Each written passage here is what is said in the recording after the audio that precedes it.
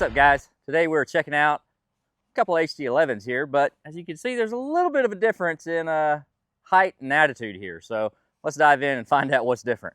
Both of these rigs are on stock control arms. This one over here on the left, stock tires, stock wheels, stock control arms.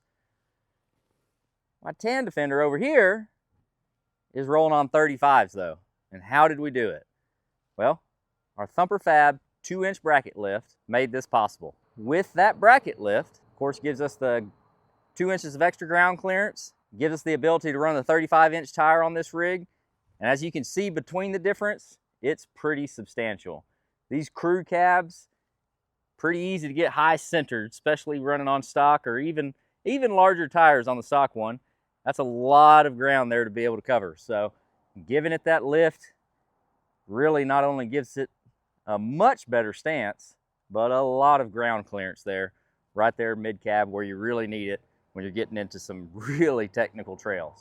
Now, what else really makes this lift unique is that it's a bracket style lift front and rear. When you go to lift a Defender, you've got two options that are out there. You've got your typical spring spacer lift, bracket lift.